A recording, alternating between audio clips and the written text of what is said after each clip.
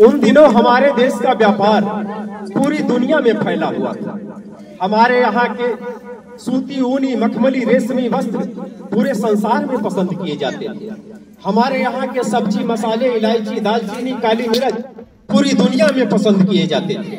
होता क्या था कि अरब देश के व्यापारी समुद्री जहाज के रास्ते आते थे और हमारे यहाँ का सुंदर सामान लादकर यूरोप के महंगे बाजारों में बेचते थे। तो भारत का ये सुंदर सामान देखकर यूरोप के बाकी व्यापारियों का भी भारत के साथ व्यापार करने को मन ललचाया। आज के 800-900 वर्ष पूर्व पहले यूरोप के पुर्तगाल देश का वास्को डी गामा नामक नाविक एक लंबी समुद्री यात्रा करने के बाद कलकत्ता के बंदरगाह पर उतरा। बहुत दिनों तक इधर उधर घूमा टहला, बहुत दिनों तक भारत में रहा और भारत के व्यापार का जायजा लिया। उसी के आने के बाद अपने देश में यूरोपियों के आने का सिलसिला जारी हो गया। सबसे पहले डच, सबसे पहले पुर्तगाली आए, उसके बाद डच आए, उसके बाद फ्रांसीसी आए और अंत में अंग्रेज आए। अब हुआ क्या कि चारों देशों के व्यापारी आपस में लड़ने लगे और लड़ाई में अंग्रेज व्यापारी जीत गए। अब भारत के व्यापार पर केवल उनका अधिकार रह गया। अब भारत के व्यापार पर केवल उनका अधिकार रह गया। सन 1600 ईस्वी में कलकत्ता में बंगाल के नवाब के सहमति पर अंग्रेजों ने एक व्यापारिक कोठी बनाई जिसका नाम ईस्ट इंडिया कंपनी रखा। धीरे धीरे कई बड़े बड़े नगरों और महानगरों में भी अपनी व्यापारिक कोठियां बना ली। कोठी के चारों तरफ तोपें लगवाने लगे, कंपनी के नाम पर सिपाही भर्ती करने लगे। यही नहीं, ये लोग उस समय के राजनीति में भी हस्तक्षेप करने लगे। ये बात बंगाल के तत्कालीन नवाब सिराजुद्दौला को अच्छी नहीं लगी। तब कंपनी और नवाब के बीच लड़ाई छिड़ गई। सन 1757 ईस्वी में लॉर्ड क्लाइव के नेतृत्व वाली ब्रिटिश फौज और बंगाल के नवाब सिराजुद्दौला के बीच प्लासी नामक स्थान पर घमासान निर्णायक युद्ध हुआ और उस युद्ध का परिणाम ये हुआ कि बंगाल के नवाब की हार हुई और अंग्रेज जीत गए। दोस्तों, इसी लड़ाई ने भारत में अंग्रेजी राज के दरवाजे खोल दिए, जो भारतीयों के लिए बहुत ही सुखद घटना घटी। अब हुआ क्या कि अंग्रेज निरंतर शक्तिशाली होते जा रहे हैं। इनका आतंक भी दिन प्रतिदिन बढ़ने लगा। बंगाल के किसानों को कपास और बिहार के किसानों को नील उगाने के लिए मजबूर कर दिया। घर घर में चरखा चलाए जाते थे, उसको अंग्रेजों ने बंद करवा दिया। छोटे छोटे कारखानों में ताले लगवा दिए। परिणाम ये हुआ कि हम लोग भुखमरी के कगार पर पहुंच गए। अंग्रेज करते क्या थे? हमसे सस्ते दामों में कपास खरीदते थे और अपने यहाँ के बने हुए सूती, ऊनी, मखमली, रेशमी वस्त्रों को हमें देते थे। बदले में हमसे हीरे, मोती, सोने, चांदी, असरफी, जवाहरात ले जाते थे, जिसका हमें मूल्य नहीं पता। धीरे धीरे कई वर्ष बीत गए। इनके राज्य का विस्तार भी काफी तेजी से होने लगा। इनके राजा ज्यादा से ज्यादा संख्या में हो गए। इसी बीच देश में 1857 की क्रांति का बिगुल बज गया। राजाओं, नवाबों, कारीगरों, बुद्धिजीवियों, बुनकरों में अपनी अपनी तरह से तो गुस्सा था ही। उस समय अंग्रेजी फौज में शामिल भारतीय सिपाहियों में भी गुस्सा फूट पड़ा। होता क्या था? अंग्रेज भारतीय सिपाहियों को बहुत कम वेतन देते थे। लड़ाई मार काट में उन्हें ही आगे भेज देते थे। ये बात भारतीय सिपाहियों को अच्छी नहीं लगी। कहा जाता है कि उन दिनों गाय और सुअर के चर्बी युक्त कारतूस दिए जाते थे, जिन्हें दांतों से खोलना पड़ता था। कंपनी में कुछ सिपाही हिंदू भाई भी थे और कुछ मुसलमान भाई। गाय के नाम पर हिंदू भाई भड़के और सुअर के नाम पर मुसलमान भाई भड़के। लेकिन दोस्तों, किसी में साहस नहीं था कि वो अंग्रेजी हुकूमत के खिलाफ एक शब्द मुझसे कह सके। एक दिन बंगाल के बैरकपुर के छावनी में मंगल पांडे नामक सिपाही ने कारतूस खींचने से इनकार कर दिया। जवाब में जब अंग्रेज अधिकारियों ने उन्हें पकड़ना चाहा, तब उन्होंने उन पर गोली चला दी। दोस्तों, गोली तो चला दी, लेकिन ये वहां से निकल न पाए। सभी अंग्रेज सिपाही अपनी अपनी बंदूकें लेकर दौड़ पड़े। जब तक मंगल पांडे के पास गोली थी, तब तक ये अंग्रेजों को ढूंढते रहे। जब मात्र एक गोली बची तो इन्होंने अपने साइड में चला दिया, लेकिन दुर्भाग्यवश गोली साइड में जा लगी। घायल अवस्था में इनको गिरफ्तार कर लिया गया इन पर मुकदमा चला और अंग्रेज अधिकारी की हत्या के जुर्म में इन्हें फांसी के फंदे पर लटका दिया गया। बंगाल के बैरकपुर के छावनी में मंगल पांडे की हत्या की खबर पूरे देश में आग की तरह फैल गई। पूरा देश आग बबूला हो गया। जगह जगह अंग्रेजी शासन का बहिष्कार हुआ, जगह जगह विरोध प्रदर्शन होने लगे, जगह जगह नारेबाजी होने लगे और जगह जगह अंग्रेजी शासन का बहिष्कार किया जाने लगा। दिल्ली में बहादुर शाह जफर, कानपुर में नाना साहब, बिहार में कुंवर सिंह, लखनऊ में बेगम हजरत महल और गोंडा की धरती से महाराजा देवी बकर सिंह, झांसी की रानी महारानी लक्ष्मीबाई अपने अपने हथियार लेकर निकल पड़े। उन दिनों अंग्रेजी हुकूमत ने एक कानून बना रखी थी कि कोई भी निसंतान राजा किसी भी बालक को गोद नहीं दे सकता। कानपुर के राजा नाना साहब और कानपुर के राजा नाना साहब और कानपुर के राजा नाना साहब और झांसी की रानी लक्ष्मीबाई दोनों ने संतान, दोनों के कोई बालक नहीं थे। रानी की अवस्था मात्र 20-25 वर्ष ही रही होगी, तभी उनके पति की मृत्यु हो गई। राजकाज चलाने के लिए रानी ने एक बालक को गोद ले लिया। ये बात अंग्रेजों को अच्छी नहीं लगी। जब रानी के राज्य को हड़पने की अंग्रेजों ने योजना बनाई, तब रानी ने तलवार खींचते हुए कहा कि ये भारत भूमि है, यहाँ देवी दुर्गा जैसी नारियों का अवतार हुआ है। बिना युद्ध किए मैं अपने राज्य का एक टुकड़ा भी नहीं दे सकती। आओ मुझसे युद्ध करो। कई दिनों तक रानी ने अंग्रेजों के सेना का डटकर मुकाबला किया। एक दिन ऐसा समय आया कि इनका घोड़ा एक नाले के सामने अड़ गया।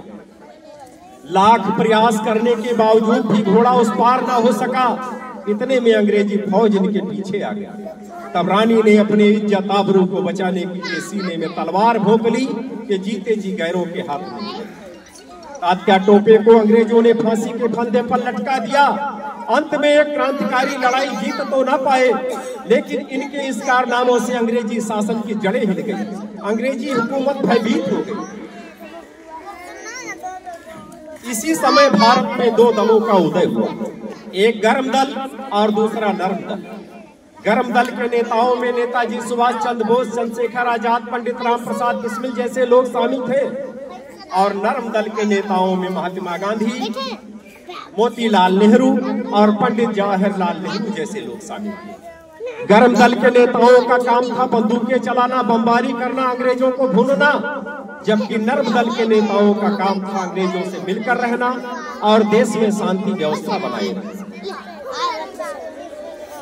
19वीं सदी के अंतिम दशक में राष्ट्रीय भावना प्रबल हो चुकी थी। देश का बच्चा बच्चा ये चाहता था कि अब हम आजादी लेकर रहेंगे और किसी न किसी कीमत पर हम आजादी लेकर रहेंगे। उसी समय पुणे में प्लेग की बीमारी फैली थी। वहां का कमिश्नर जनता की परेशानियों को दूर करने के बजाय प्लेग के बहाने उन पर अत्याचार कर रहा था।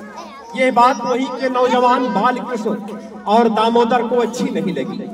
उन्होंने कमिश्नर को गोलियों से उड़ा दिया। बालकृष्ण, दामोदर और इनके एक साथी को गिरफ्तार कर लिया गया।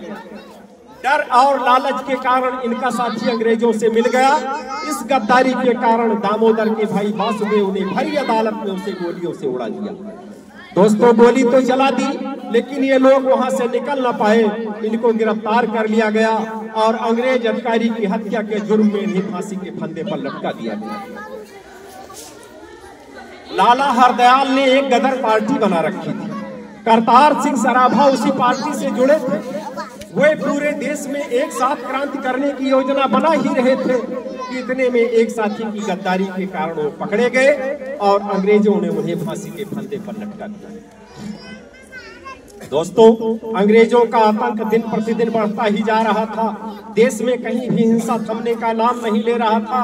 सन 1920 ईस्वी में अमृतसर के जलियांवाला बाग में एक शांतिपूर्ण सभा का आयोजन हो रहा था। उस बाग में 20,000 महिलाएं, बच्चे एवं पुरुष शामिल थे। जनरल डायर नामक एक अंग्रेज अधिकारी कुछ फौजों को लेकर वहां आ गया। बाग से निकलने का केवल एक ही रास्ता था। अंग्रेजों ने उसकी घेराबंदी कर ली और निहत्थों पर अंधाधुंध गोलियां चलाने लगे। बगीचे के अंदर किसी को जीवित नहीं छोड़ा। देखते ही देखते वो जलियांवाला बाग शमशान में बदल गया। लाशों की ढेर लग गई, खूनों की नदी बह चली। इस घटना से जनरल डायर बहुत लज्जित हुआ और वो अपने देश भाग गया। इसका बदला लिया पंजाब के सरदार उधम सिंह ने। उन्होंने इंग्लैंड जाकर उनके आवास पर उन्हें गोली मारी। सन 1920 ईस्वी में गांधी जी ने असहयोग आंदोलन आरंभ किया। इस आंदोलन का मतलब था कि हम किसी भी काम में अंग्रेजों की सहायता नहीं लेंगे। अंग्रेजों द्वारा बनाए गए नमक के कानून को तोड़ने का निश्चय किया। तमाम अध्यापक और बच्चे स्कूली शिक्षा का बहिष्कार करके इस आंदोलन में कूद पड़े। देश के तमाम भागों में दंगे हुए, विदेशी वस्त्रों की होली जलाई गई, विदेशी वस्तुओं का त्याग किया गया। गोरखपुर के निकट चौरी चौरा नामक स्थान पर गांधी जी के नेतृत्व में एक शांतिपूर्ण ढंग से रैली निकाली जा रही थी। कुछ अंग्रेज अधिकारी कुछ फौजों को लेकर वहां पहुंच गए और निहत्थों पर अंधाधुंध गोलियां चलाने लगे। बच्चों को लाइन से लाइन खड़ा करके एक ही गोली से सबको मार दिया गया। महिलाओं को उल्टा टांग करके नीचे से अग्नि लगा दी गई। पुरुषों पर तरह तरह के अत्याचार किए, लेकिन जब तक चौरी चौरा नामक स्थान पर हिंदुस्तान का एक एक सपूत जीवित था, किसी ने तिरंगे को जमीन पर गिरने नहीं दिया। इस घटना से महात्मा गांधी को बहुत दुख हुआ। तब उन्होंने अपना असहयोग आंदोलन वापस ले लिया। चंद्रशेखर आजाद एवं इनके साथी अंग्रेजों को देश से खदेड़ना चाहते थे, लेकिन इसके लिए जरूरी था पर्याप्त हथियार, और पर्याप्त हथियार खरीदने के लिए जरूरी था पर्याप्त धन। 9 अगस्त 1925 ईस्वी को लखनऊ के निकट काकोरी नामक स्टेशन पर सरकार द्वारा ले जा रहे सरकारी खजाने पर अधिकार करते। बाद में ये लोग पकड़े गए। 17 दिसंबर 1927 को गोंडा के कारागार में राजेंद्र नाथ लाहिड़ी को, 19 दिसंबर 1927 को फैजाबाद के कारागार में अशफाकुल्ला खां को, गोरखपुर के कारागार में पंडित राम प्रसाद बिस्मिल को और इलाहाबाद के जिला जेल में ठाकुर रोशन सिंह को अंग्रेजों ने फांसी के फंदे पर लटका दिया। लेकिन चंद्रशेखर आजाद अंग्रेजों के हाथ नहीं आए। वह बेस बदल बदल कर अंग्रेजों से लड़ते रहे। एक दिन वह इलाहाबाद के अल्फ्रेड पार्क में मौजूद थे। इसकी सूचना किसी मुखबिर ने अंग्रेजी पुलिस को दे दी। अंग्रेज अधिकारी कुछ फौजों को लेकर वहां पहुंच गए और अंधाधुंध गोलियां चलाने लगे। पार्क के बीच में एक मोटा जामुन का पेड़ लगा हुआ था। उसी की आड़ में अपनी पिस्तौल से आखिरी दम तक अंग्रेजों का सामना करते रहे। जब इनके पास मात्र एक गोली बची तब इन्होंने अपने कनपटी पर मार दी। लेकिन जीते जी ये अंग्रेजों के हाथ नहीं आई। लाला लाजपत राय को अंग्रेजों ने लाठियों से पीट पीट कर मार डाला। इसका बदला लिया सरदार भगत सिंह और बटुकेश्वर दत्त ने पुलिस सुपरिंटेंडेंट सैंडर्स को गोली मारकर। बाद में भगत सिंह और बटुकेश्वर दत्त एक अंग्रेजी कानून के विरोध में केंद्रीय संसद में बम फेंका और गिरफ्तारियां दी। 23 मार्च 1931 को सरदार भगत सिंह, सुखदेव और राजगुरु हंसते हंसते फांसी के फंदे पर झूल गए। जापान में एक क्रांतिकारी थे रास बिहारी बोस। उन्होंने अपने बूते पर आजाद हिंद फौज बना रखी। पुलिस की नजरों से बचते हुए जब नेताजी सुभाष चंद्र बोस जापान पहुंचे, तब उसकी बागडोर अपने हाथों में संभाली और अपने दम पर सिपाही भर्ती करने लगे।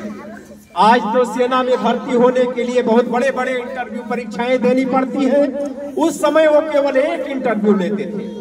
जो अभ्यर्थी से नौकरी मांगने जाता था, एक दीपक जलाकर रख देते थे और निश्चित समय तक उसके ऊपर हाथ रखना पड़ता था। जो इसमें सफल हो जाता था उसे वह अपनी सेना में नौकरी दे देते थे। जो असफल हो जाता था उसे वह स्वीकार कर देते थे। एक दिन अपनी विशाल सेना लेकर पूरब दिशा की ओर से अंग्रेजों पर टूट पड़े। तमाम अंग्रेजों को मौत के घाट उतार दिया गया। तमाम भारतीय सिपाही भी शहीद हो गए। इससे हुआ क्या कि ये लड़ाई तो जीत नहीं पाए, लेकिन इनके इस कारनामों से अंग्रेजी शासन की जड़ें हिल गई। अंग्रेजी हुकूमत भयभीत हो गई और हुआ क्या कि भारत में कंपनी का अस्तित्व समाप्त हो गया और ब्रिटेन की महारानी ने सीधे सत्ता अपने हाथों में ले ली। अब अंग्रेज भयभीत हो गए। और हिंदुस्तान को खाली करने का विकल्प सोचने लगे। अब गांधी जी बहुत व्याकुल हुए। इन्होंने 1942 ईस्वी में भारत छोड़ो आंदोलन आरंभ किया और कहा कि हम किसी न किसी कीमत पर आजादी लेकर रहेंगे या पत्थर पर सर पटक पटक कर मर जाएंगे। तब अंग्रेजों ने सोचा कि अब हमें किसी न किसी कीमत पर इस हिंदुस्तान को छोड़ना पड़ेगा। तब गांधी जी को बुलाकर कहा कि हम आपके कहने पर इस हिंदुस्तान को खाली किए देते हैं, वरना इन क्रांतिकारियों के कहने पर मैं हिंदुस्तान को कभी छोड़ने वाला नहीं था, लेकिन एक शर्त पर कि भविष्य में जिंदा या मुर्दा नेताजी सुभाष चंद्र बोस को ब्रिटेन के हवाले करना होगा। इस पर गांधी जी के द्वारा हस्ताक्षर किया गया और नेताजी सुभाष चंद्र बोस को नजरबंद कर दिया गया। तो नेताजी सुभाष चंद्र बोस के डर से 14 अगस्त 1947 को अंग्रेज हिंदुस्तान छोड़कर चले गए। 15 अगस्त 1947 को हमने आजादी दिवस मनाया। अब जरूरत पड़ी हमें एक कानून, देश को चलाने के लिए एक संविधान की, एक न्याय व्यवस्था की। डॉक्टर भीमराव अंबेडकर सहित 25 लोगों ने 2 वर्ष 11 माह 18 दिन तक रात दिन परिश्रम करके एक मोटी कानून की पुस्तक लिखकर तैयार किया। उसको आज ही के दिन 26 जनवरी 1950 ईस्वी को लागू किया गया और तभी से हम लोग ये निरंतर मनाते चले आ रहे हैं। जय हिंद, जय भारत।